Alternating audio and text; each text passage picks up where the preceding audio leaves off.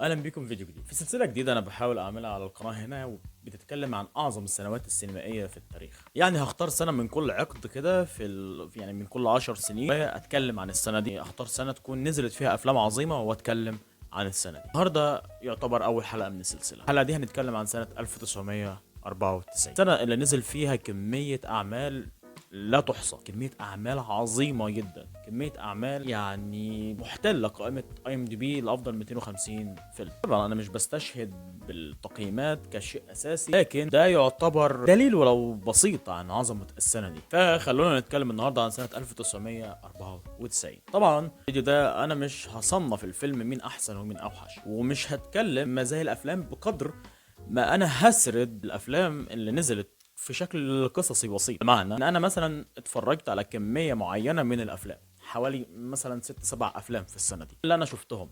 انا بتكلم هنا عن مشاهداتي انا في سنه 94.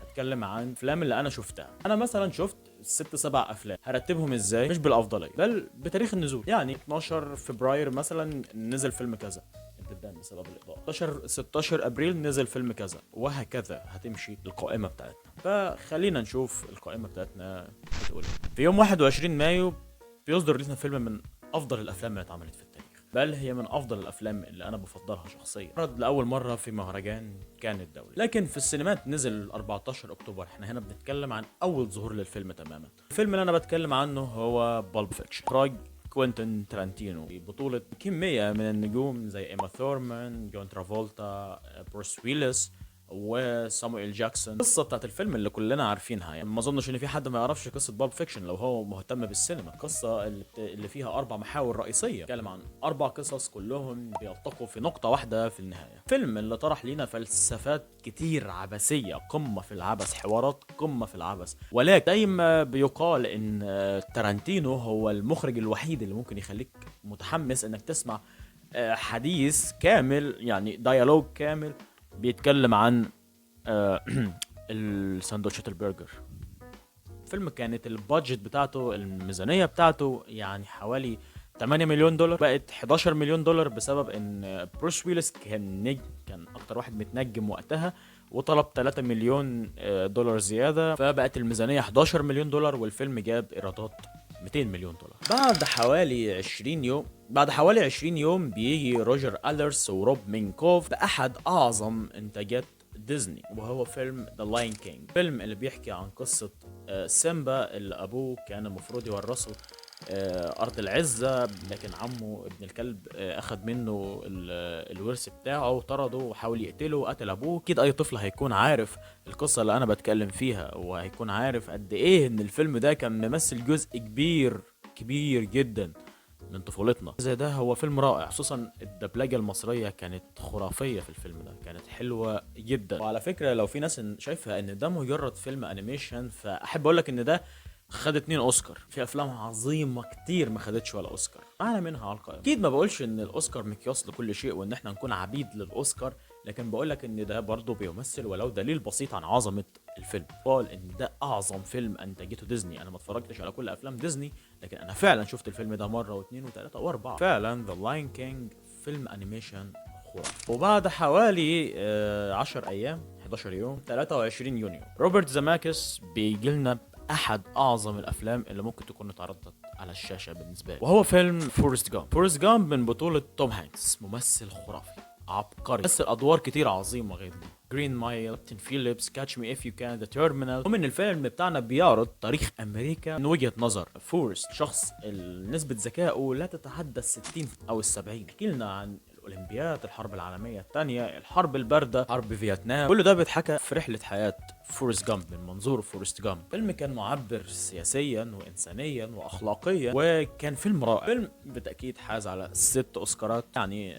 ده كان شيء متوقع. وعلى فكره في معلومه بتقول ان الاستوديو خفض اجور الناس بسبب ان الميزانيه بتاعت الفيلم ما كانتش كبيره وكانوا محتاجين فلوس زياده. فروبرت زماكس، توم هانكس قللوا من راتبهم، لكن اتفقوا على ان هم ياخدوا نسبة مئوية من ارباح الفيلم. توم هانكس خد حوالي 70 مليون دولار، كان اكتر من الراتب بتاعه بكتير. وفي يوم 10 سبتمبر، بعديها بحوالي كام شهر مش كتير، يجي لنا فيلم محدش بيعبر امه، يعني محدش بيقول له سلام عليكم، حتى محدش مهتم. فيلم الاوسكار بترميه في الزباله، ما بتهتمش ليه، ولكنه بعدين ياخد التقدير اللي كان يستحقه. نتكلم عن فيلم ذا شوشانك ريدمشن. مين ما يعرفش ذا شوشانك ريدمشن؟ فرانك درابون وستيفن كينج ثنائي عظيم، جابوا لينا واحده من اروع القصص اللي ممكن تكون اتكتبت في تاريخ الافلام، اضافه للاداء الهايل لتيم روبنز ومورجان فريمان اللي خلى الفيلم في حته تانية. الفيلم بيتكلم عن ان في شخص شغال في بنك، مراته بتخونه فمراته بتتقتل، فالشرطه ما فيش قدامها غير شخص واحد هو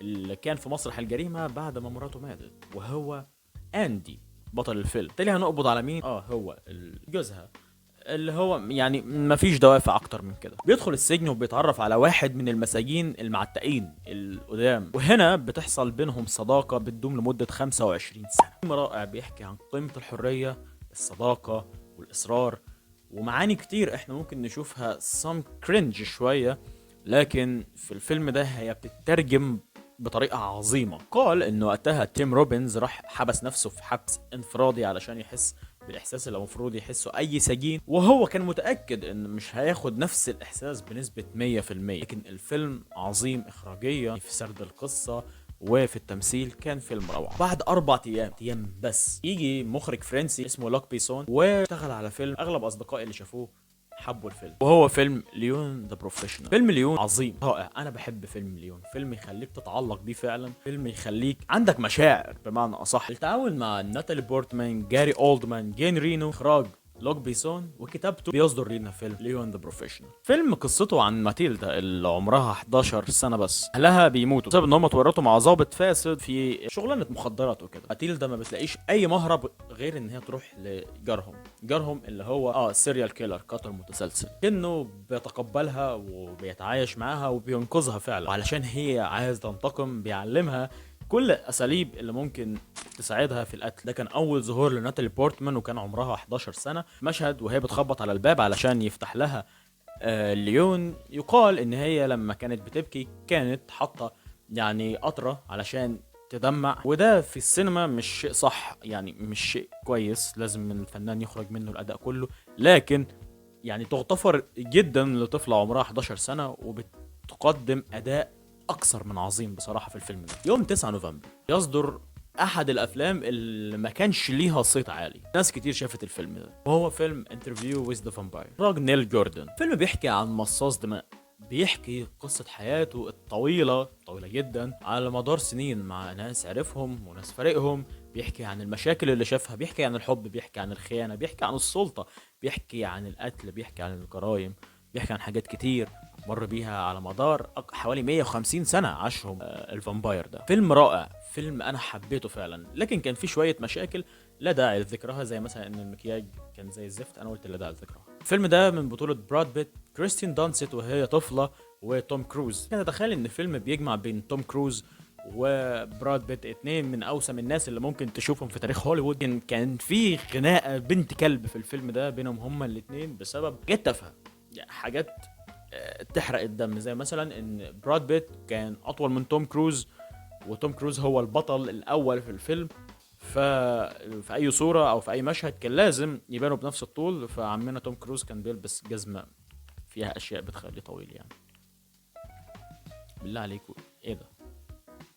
ماشي. كان الفيلم رائع، الفيلم اجواء رائعة، اخراج رائع، تمثيل كويس، لولا بس مشكلة المكياج كان زمان الفيلم في حتة تانية فعلا. دي الافلام اللي انا شفتها في السنة دي، وده الترتيب الزمني ليهم، كلهم افلام عظيمة. طبعا في بعض الافلام اللي لازم نذكرها، شوية ذكر كده لبعض الاعمال. تنساش ان جيم كاري في السنة دي عمل 3 افلام لوحده، 3 افلام، والثلاث افلام اثروا في الكوميديا وجابوا فلوس واتشهروا شهرة رهيبة. إيس فانتورا، وانا شفت إيس فانتورا ما حبيتوش، لكنه هو فيلم محبوب، يعني شئت انا ام ابيت. وفيلم ذا ماسك اللي شفته برضه بس من زمان، ودمب اند دمر، كان عامل ايرادات هايله. وفي نفس السنه نزل فيلم ذا كراو بطوله براندون لي ابن بروس لي اللي مات بعد الفيلم، برضه نفس الشيء اللي حصل مع ابوه. كمان لازم اي سنه حلوه في تاريخ هوليوود، يعني بعد ميلاد حرباء هوليوود زي ما بيتقال عليه وهو جوني ديب، السنه دي كان في فيلم لجوني ديب وهو ايدوود، وفيلم خد يعني نقد جيد، يعني خد شهاده كويسه من النقاد،